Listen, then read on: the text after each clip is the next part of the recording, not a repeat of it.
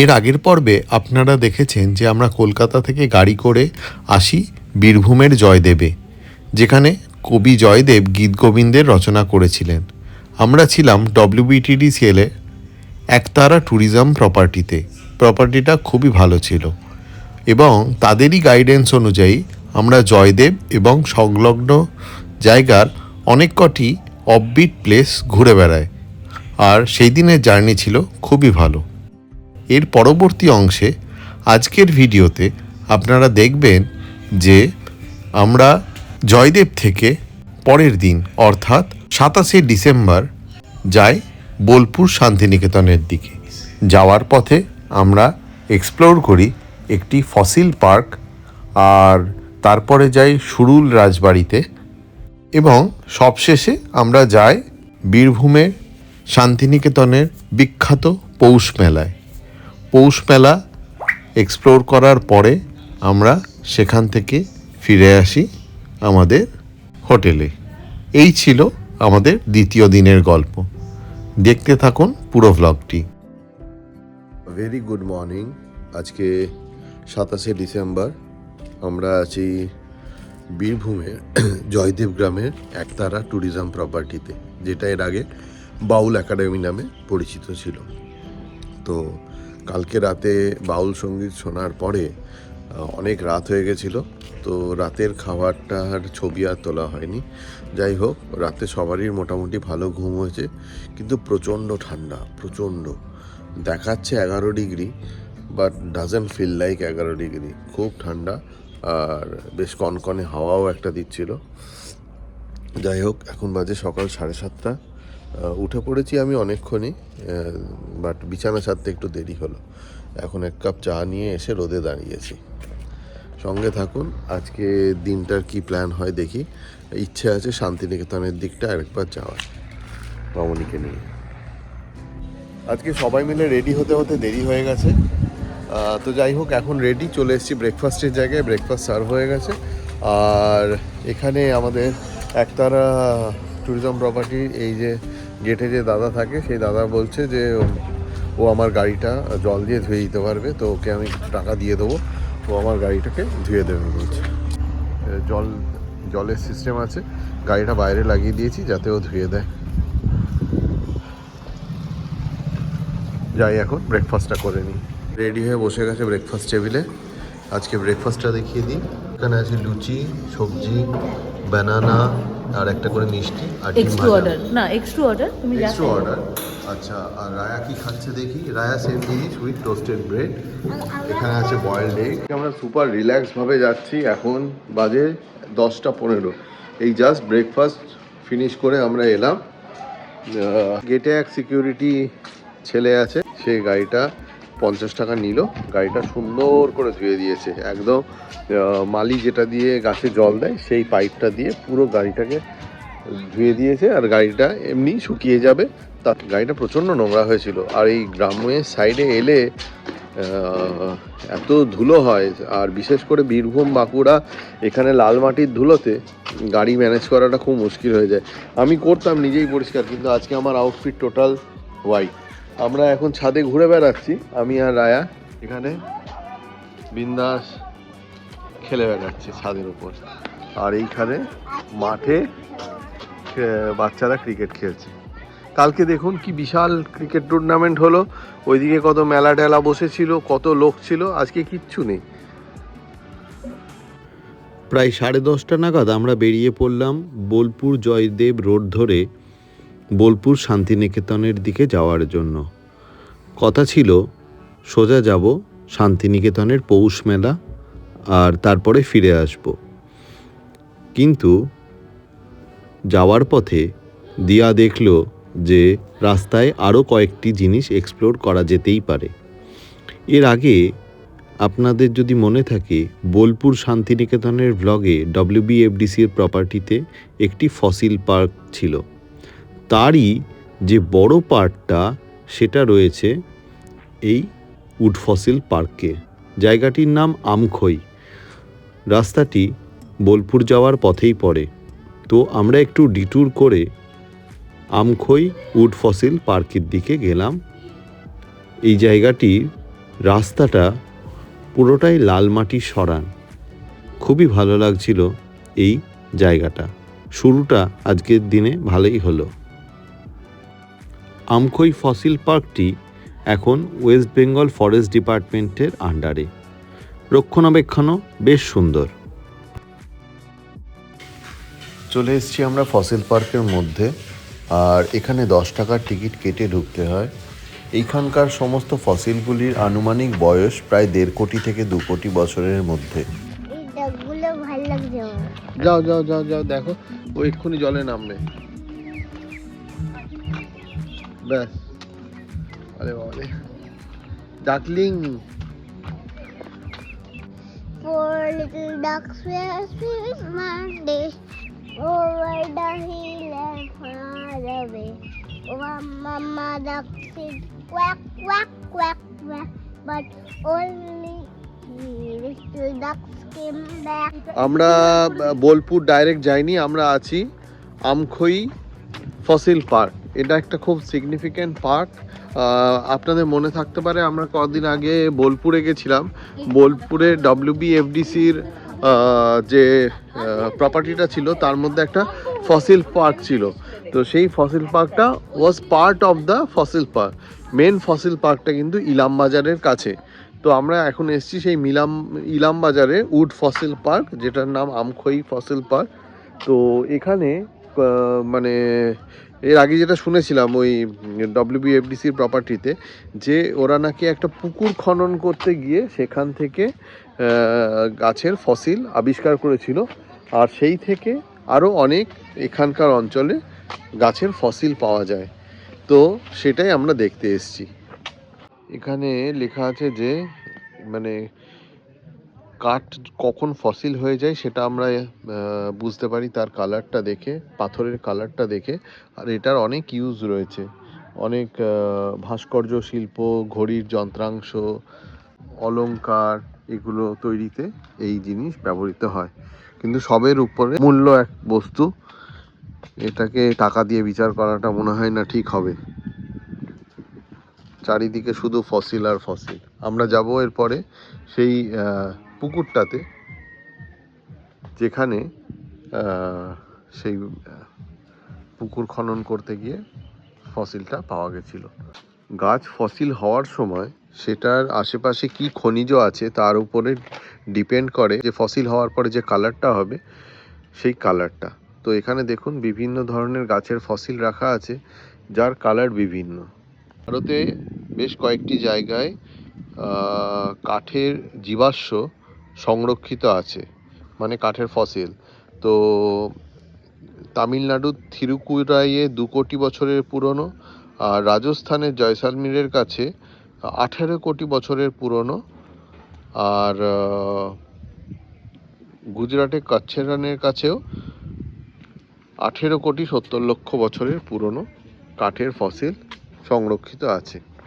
2006 সালে পুকুর খননের সময় প্রায় মাটি থেকে 14 ফুট নিচে 2 কোটি বছর পুরনো এই ফসিলটি উদ্ধার হয়েছিল। এরপরে এখানে আরও অনেক ফসিল ভূতাত্ত্ববিদরা খুঁজে বার করেন।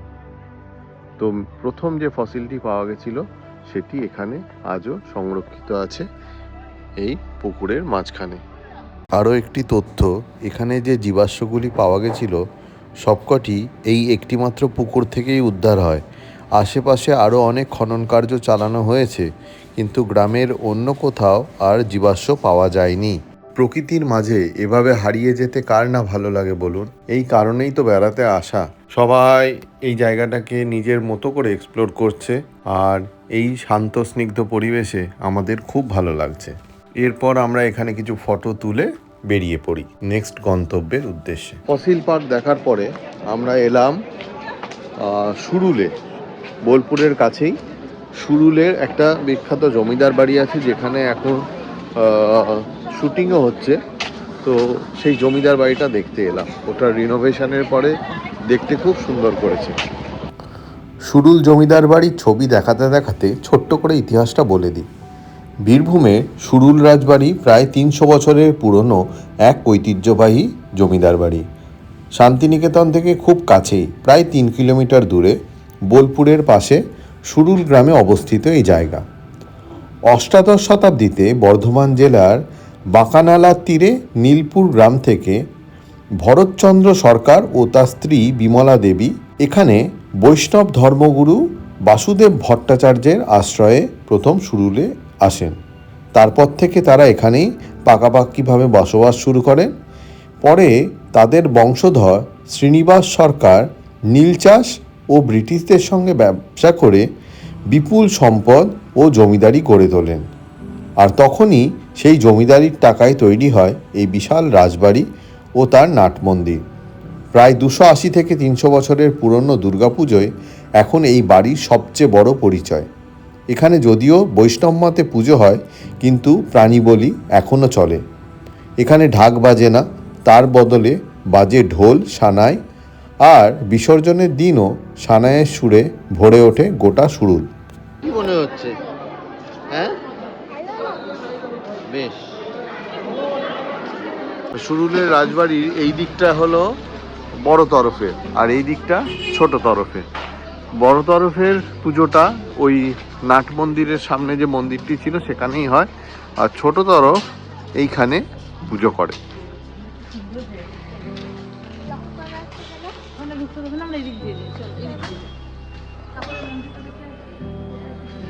এটা হলো ছোট তরফের দুর্গা মণ্ডপ, আর এইটা বড় তরফের জমিদার বাড়ির সেই পেছন দিকটা।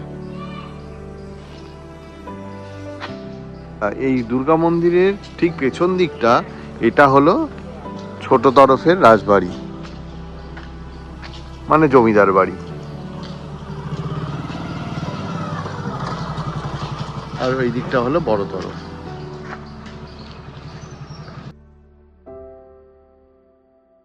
সুন্দর। আর এই দিকের মন্দিরটা পুরো দক্ষিণেশ্বরের মন্দিরের আদলে, যদিও এন্ট্রান্সটা ওইখানে ছোট্ট করে, আর ওইদিকে গেট বন্ধ। মন্দিরের সামনেটা এরকম। চলে এসেছি সুরুল রাজবাড়ি দেখে। এ দেখুন কে গাড়ি চালাচ্ছে।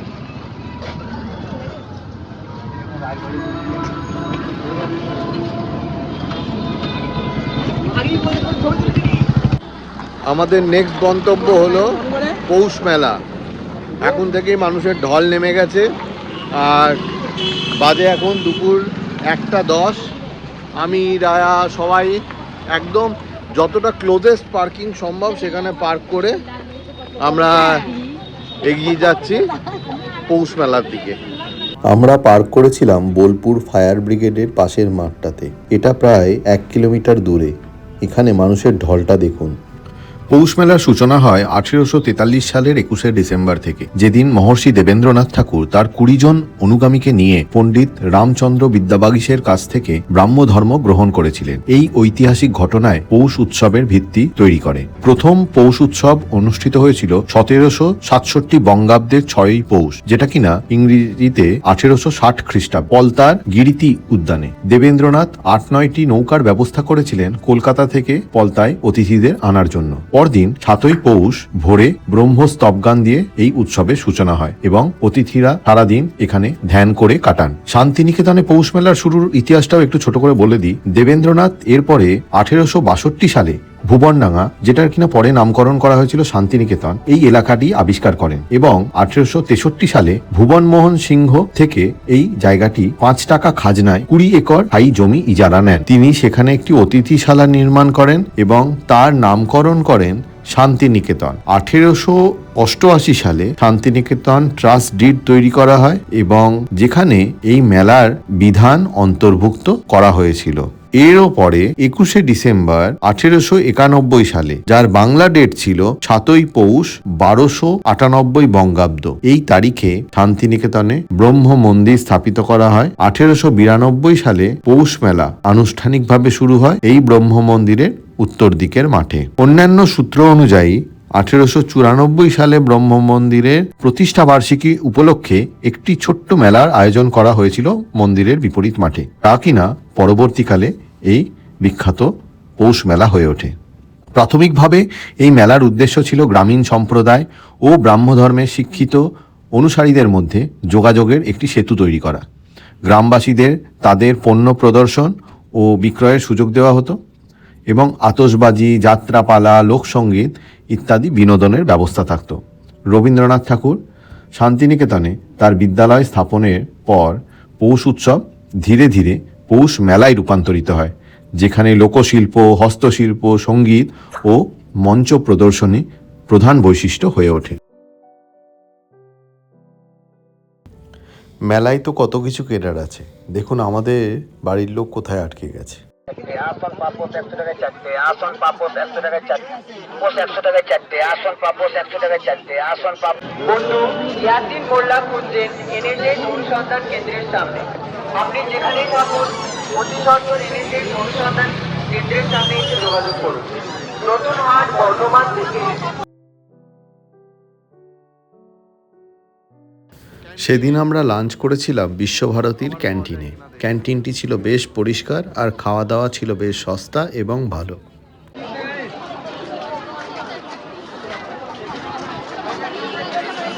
তুমি একবার ক্যান্টিনটা খোঁজ নিয়ে এসো, তারপরে ওদিকে যাও। সেদিন আমরা নিয়েছিলাম সবজি থালি আর সঙ্গে আলাকার্টেতে অর্ডার করেছিলাম। সবজি থালি বোধহয় ছিল 60 টাকার। কাতারে কাতারে মানুষ আর প্রচুর দোকান, পৌষ মেলা একদম জমে উঠেছে। দেখুন এই মেয়েটাও আমাদের সঙ্গে সঙ্গ মিলিয়ে হেঁটে চলেছে। মেলায় হরেক রকম জিনিসের সঙ্গে পাল্লা দিয়ে রয়েছে খাবার।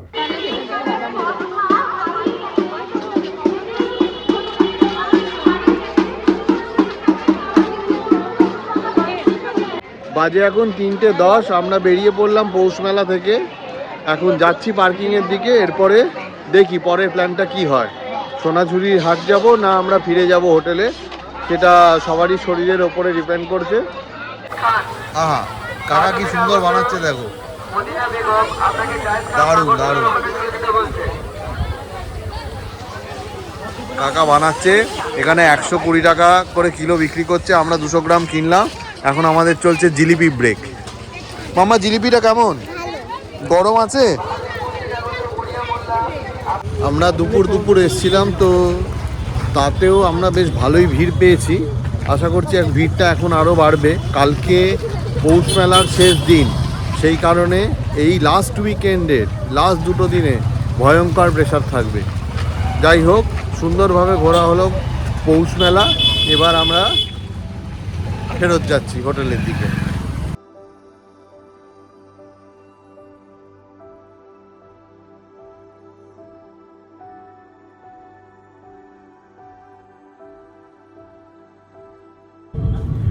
সবাই এখন টায়ার্ড। রায়ার মিমি রায়াকে গল্প বলে চলেছে আর সবাই সেই গল্প মন দিয়ে শুনে চলেছে।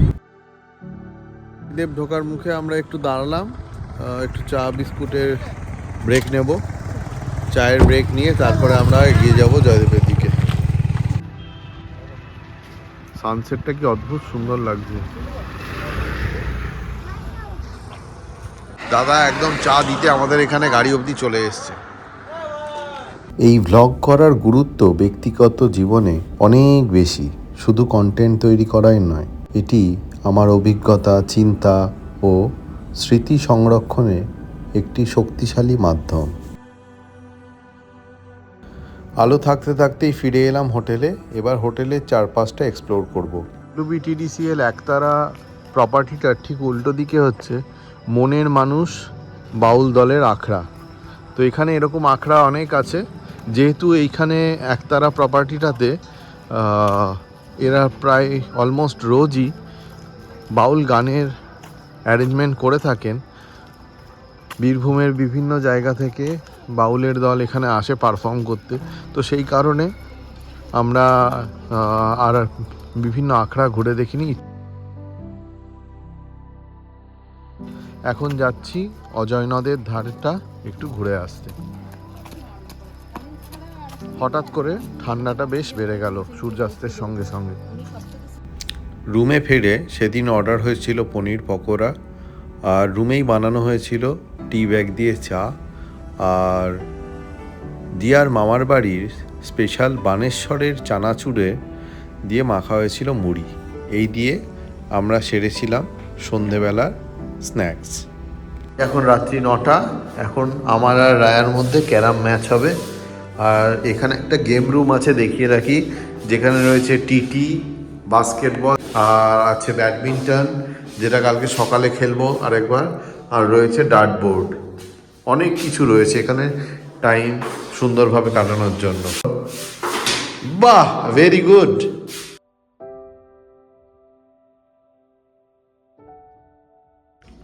খাবারে আজকে ছিল রুটি আর মিক্স ভেজিটেবল আর চিকেন ভর্তা। রান্নাবান্না খুবই ভালো। খেয়ে দিয়ে একটা ছোট্ট ওয়াক নিয়ে যাব এবার শুতে। বাজে এখন রাত্রি 10:15। বাইরে বেশ ঠান্ডা লাগছে, রাতে আরও ঠান্ডা পড়বে।